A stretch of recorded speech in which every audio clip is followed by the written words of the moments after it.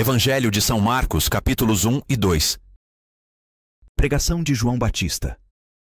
Princípio da Boa Nova de Jesus Cristo, Filho de Deus. Conforme está escrito no profeta Isaías: Eis que envio o meu anjo diante de ti, ele preparará o teu caminho. Uma voz clama no deserto: traçai o caminho do Senhor, aplanai as suas veredas. João Batista apareceu no deserto e pregava um batismo de conversão para a remissão dos pecados. E saíam para ir ter com ele toda a Judéia, toda Jerusalém, e eram batizados por ele no rio Jordão, confessando os seus pecados. João andava vestido de pelo de camelo e trazia um cinto de couro em volta dos rins, e alimentava-se de gafanhotos e mel silvestre. Ele pôs-se a proclamar: Depois de mim vem outro mais poderoso do que eu, ante o qual não sou digno de me prostrar, para desatar-lhe a correia do calçado. Eu vos batizei com água, ele, porém, vos batizará no Espírito Santo. Batismo. Ora, naqueles dias veio Jesus de Nazaré, da Galileia, e foi batizado por João, no Jordão. No momento em que Jesus saía da água, João viu os céus abertos e descer o Espírito em forma de pomba sobre ele. E ouviu-se dos céus uma voz: Tu és o meu Filho muito amado, em ti ponho minha afeição. Provação de Jesus. E logo o Espírito o impeliu para o deserto. Aí esteve 40 dias. Foi tentado pelo demônio e esteve em companhia dos animais selvagens. E os anjos o serviam. Jesus na Galileia. Depois que João foi preso, Jesus dirigiu-se para a Galileia. Pregava o Evangelho de Deus e dizia: Completou-se o tempo e o reino de Deus está próximo. Fazei penitência e crede no Evangelho. Vocação dos primeiros apóstolos. Passando ao longo do mar da Galileia, viu Simão e André, seu irmão, que lançavam as redes ao mar, pois eram pescadores. Jesus disse-lhes: Vinde após mim, eu vos farei pescadores de homem. Eles, no mesmo instante, deixaram as redes e seguiram-no. Uns poucos passos mais adiante, viu Tiago, filho de Zebedeu, e João, seu irmão, que estavam numa barca consertando as redes, e chamou-os logo. Eles deixaram na barca seu pai Zebedeu com os empregados e o seguiram. Pregação e exorcismo em Cafarnaum. Dirigiram-se para Cafarnaum, e já no dia de sábado, Jesus entrou na sinagoga e pôs-se a ensinar. Maravilhavam-se da sua doutrina, porque os ensinava como quem tem autoridade, e não como os escribas. Ora, na sinagoga deles achava-se um homem possesso de um espírito imundo, que gritou: Que tens tu conosco, Jesus de Nazaré? Vieste perder-nos? Sei quem és, o Santo de Deus. Mas Jesus intimou, dizendo: Cala-te, sai deste homem. O espírito imundo agitou violentamente e, dando um grande grito, saiu. Ficaram todos tão admirados que perguntavam uns aos outros: Que é isto? Eis um ensinamento novo e feito com autoridade. Além disso, ele manda até nos espíritos imundos e lhe obedecem. A sua fama divulgou-se logo por todos os arredores da Galileia. Curas e oração de Jesus. Assim que saíram da sinagoga, dirigiram-se com Tiago e João à casa de Simão e André. A sogra de Simão estava de cama, com febre, e, sem tardar, falaram-lhe a respeito dela. Aproximando-se ele, tomou-a pela mão e levantou-a. Imediatamente a febre a deixou e ela pôs-se a servi-los. À tarde, depois do pôr do sol, levaram-lhe todos os enfermos e possessos do demônio. Toda a cidade estava reunida diante da porta. Ele curou muitos que estavam oprimidos de diversas doenças e expulsou muitos demônios.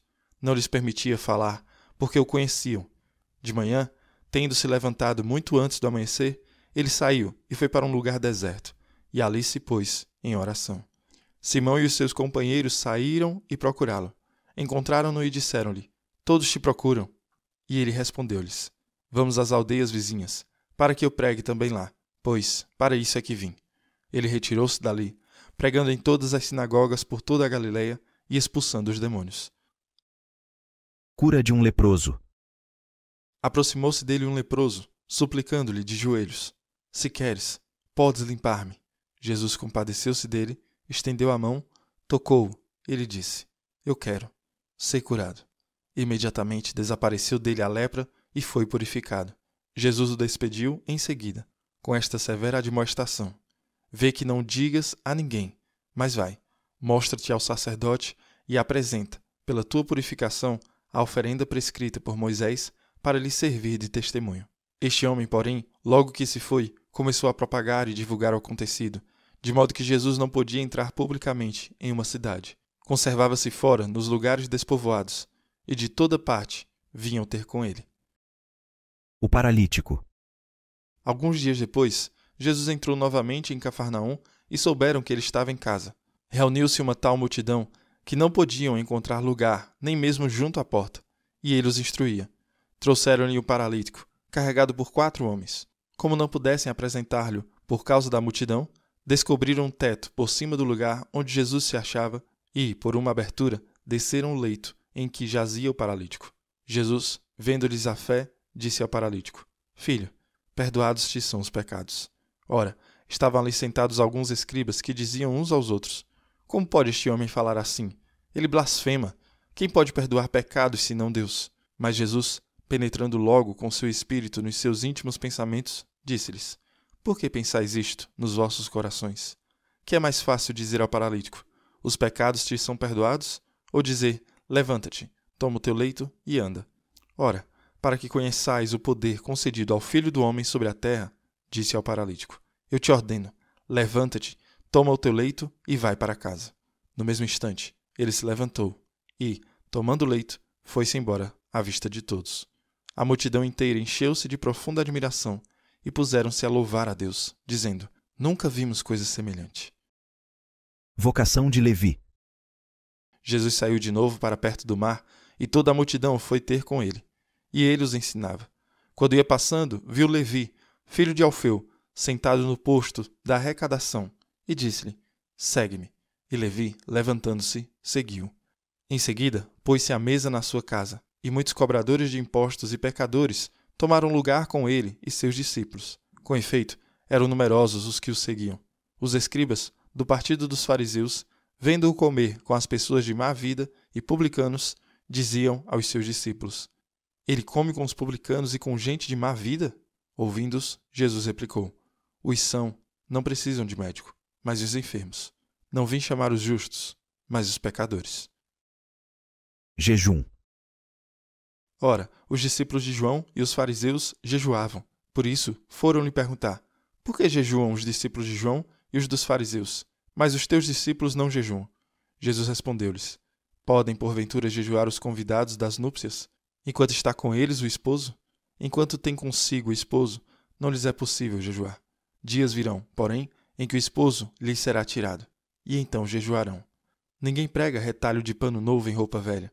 Do contrário, o remendo arranca novo pedaço da veste usada e torna-se pior o rasgão. E ninguém põe vinho novo em odres velhos. Se o fizer, o vinho os arrebentará e se perderá juntamente com os odres. Mas para vinho novo, odres novos. Espigas debulhadas em dia de sábado. Num dia de sábado, o Senhor caminhava pelos campos e seus discípulos, andando, começaram a colher espigas. Os fariseus observaram-lhe: Vede, por que fazem eles no sábado o que não é permitido? Jesus respondeu-lhes: Nunca lestes o que fez Davi, quando se achou em necessidade e teve fome, ele e os seus companheiros?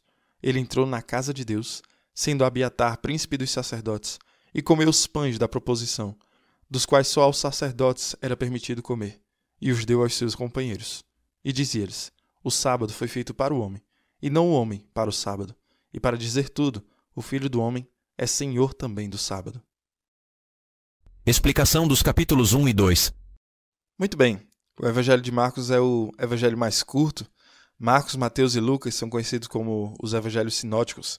O Evangelho de João é completamente único quando comparado aos outros 3. Estudiosos apontam que o Evangelho de Marcos é provavelmente a base ou o fundamento para os Evangelhos de Mateus e Lucas. Mateus e Lucas devem ter usado Marcos como um de seus modelos para contar sua história sobre a vida de Jesus. Assim, o Evangelho de Marcos é considerado o primeiro dentre os sinóticos. Quando se trata de contrastar o Evangelho de Marcos com o Evangelho de João, é que João teve muita exposição. O Evangelho de Marcos é toda ação. Há muito pouco diálogo quando comparado com João. A palavra favorita de Marcos é imediatamente, e é uma de suas marcas registradas.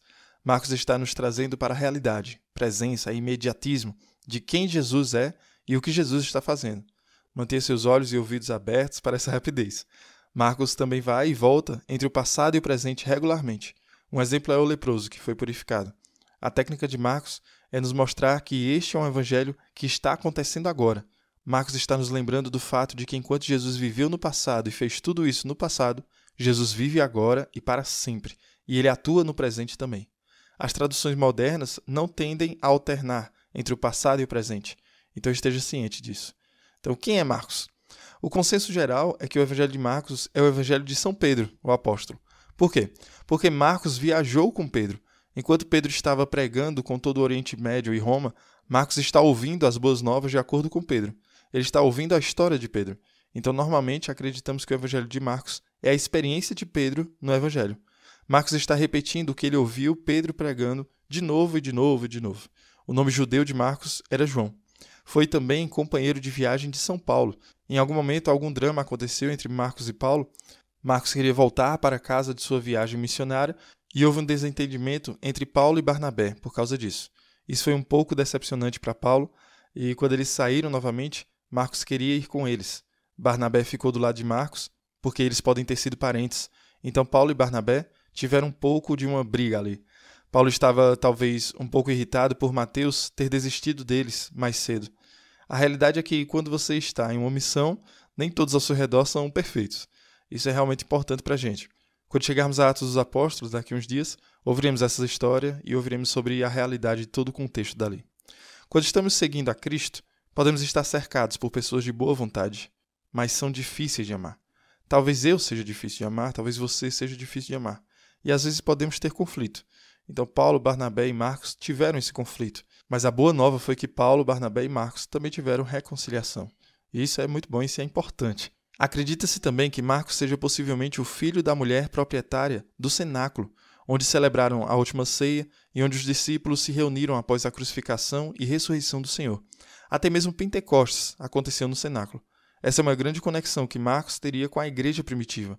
Enquanto Marcos está escrevendo isso, ele estava escrevendo durante a perseguição de Nero. Isso é o que é ser discípulo. Ouvimos Jesus chamar os primeiros discípulos para serem pescadores de homens. Eles também foram chamados a tomar sua cruz com o Senhor Jesus Cristo e confiar nele. Eles foram instruídos a não perder o coração em face do sofrimento real e da opressão real, verdadeira e genuína. Marcos está escrevendo este evangelho para esses cristãos perseguidos sob o imperador Nero. Então Marcos não perde tempo. Ele simplesmente pula e vai em frente. Desde o início do evangelho, onde temos João Batista aparecendo no deserto, a palavra imediatamente é muito prevalente. Marcos capítulo 1, nós temos o batismo de Jesus. Então, por que Jesus foi batizado? Não havia razão para Jesus ser batizado. João Batista estava oferecendo um batismo de arrependimento. Jesus não precisava se arrepender de nada. Uma das coisas que reconhecemos é que onde Jesus lidera o caminho, todos somos chamados a seguir. As águas não fizeram Jesus santo, mas Jesus santificou as águas. Jesus não foi batizado porque ele precisava. Quando Jesus foi batizado, ele trouxe a santidade. Então lembre-se, em Levítico, se algo era impuro e tocava em algo limpo, a coisa impura tornava-se pura. Até o impuro que toca no puro se torna puro. Parece meio confuso, né? Mas Jesus vai reverter isso. Jesus encontra um leproso. O que acontece? Antes de Jesus, quando você tocava um leproso, você se tornava impuro. Agora, o contrário acontece quando Jesus toca o leproso. Em vez do leproso impuro, tornando Jesus impuro, Jesus, o puro, o santo, ele toca o leproso e estende sua limpeza, justiça, integralidade e cura ao leproso. Isto é também o que acontece no batismo de Jesus. Jesus não está sendo purificado pela água, mas Jesus está santificando a água pela sua presença. Quando se trata do batismo de Jesus, Jesus saiu da água e imediatamente ele ouviu os céus se abrirem e o Espírito descer sobre ele como uma pomba. A palavra usada abriu é, na verdade, rasgado. E significa que os céus estão destruídos, rasgados. Isso é importante. No final do Evangelho de Marcos, capítulo 15, quando Jesus é crucificado e entrega seu Espírito, o véu do templo é rasgado de alto a baixo. É a mesma palavra grega. Quando Jesus foi batizado, os céus se abriram. Quando Jesus foi crucificado, o véu do templo foi rasgado. Isso é muito poderoso. Aqui está o início e o fim do ministério de Cristo na terra. Não apenas isso. Uma voz veio do céu dizendo: Tu és o meu filho muito amado, em ti ponho minha afeição. Este é um ótimo versículo para meditar. Aqui está a voz do Pai, que fala sobre seu Filho amado. É algo muito poderoso nisso, para perceber que o Pai fala sobre Jesus, o Filho. Se você foi batizado, você foi feito filho ou filha de Deus. Então Deus Pai também fala sobre você. O que ele diz a Jesus? Ele basicamente diz: estou orgulhoso de você. Ele o declara seu. Isto é o que Deus Pai faz em todas as coisas. Deus Pai declara sobre nós as palavras que ele declara sobre Jesus. Você é meu, estou orgulhoso de você. Vale a pena refletir e orar sobre isso. Vale a pena permitir que Deus Pai diga isso para você. É sempre importante lembrar que Deus nos ama. Outra coisa é lembrar que Deus está orgulhoso de nós. Isso é muito poderoso. E falando em poder, o que acontece a seguir? O Espírito levou Jesus ao deserto, onde foi tentado por Satanás. Jesus esteve no deserto por 40 dias, tentado por Satanás e cercado por feras. No batismo de Jesus, o Espírito Santo desce sobre ele como uma pomba. Imediatamente após Jesus ser ungido pelo batismo, ele é o Messias, que significa ungido. Eles estavam esperando o novo ungido, o novo Davi. Davi é o protótipo para o verdadeiro ungido, o eterno ungido, o grande Messias, Jesus Cristo. Mas qual é o papel do ungido? Lembre-se de que Davi é ungido para lutar por seu povo como rei. E é exatamente o que Jesus faz. Jesus é ungido pelo Espírito Santo, que desce sobre ele. Jesus é reivindicado por Deus, o Pai, que diz que está orgulhoso dele. E imediatamente o Espírito Santo leva Jesus para o deserto para batalhar contra Satanás. Então Jesus reúne os primeiros discípulos e continua na batalha. Ele faz exorcismos. Para ter uma cosmovisão bíblica, vemos coisas que a Bíblia nos diz, que é a realidade. Este mundo está sob escravidão de Satanás. Jesus não veio apenas para ensinar, curar, pregar, salvar, livrar, lutar contra o mal. Isso é exatamente o que Jesus faz imediatamente. Jesus é ungido, Jesus é rei, Jesus é o Messias. O que Jesus faz? Imediatamente Jesus luta contra o que luta contra nós. Sim, a cura de doenças físicas, doença mental, a lutar contra a opressão demoníaca. É absolutamente importante para todos nós percebermos isso. A cosmovisão bíblica é que o mundo está sob o controle do diabo, mas Jesus Cristo veio para nos libertar.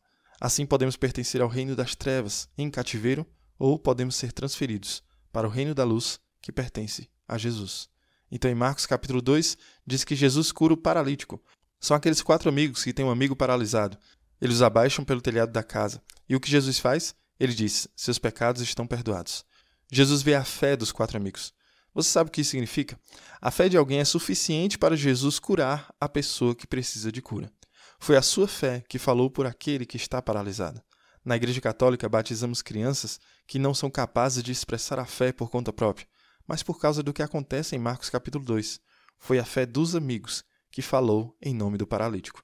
Assim, no batismo, temos a fé dos pais e a fé dos padrinhos, que fala em nome do batizado. Então essa é uma das razões pelas quais acreditamos ser vital e essencial ser batizado o mais rápido possível.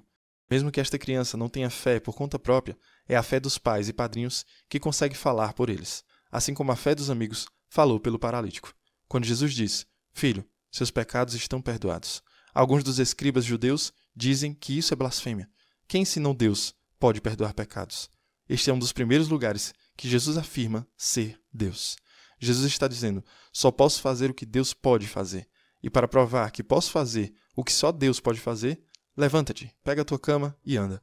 Jesus lhe dá a cura completa. Isso demonstra que Jesus é quem diz que é. Jesus está afirmando ser Deus. E então Jesus prova que ele realmente é Deus. Isso é muito bonito, muito maravilhoso, muito preenchedor para nós. Temos mais 7 dias disso. Então aproveite o caminho e que cada palavra vinda do Evangelho de Marcos seja um sinal da nossa conversão. Que Deus abençoe você e reze por mim.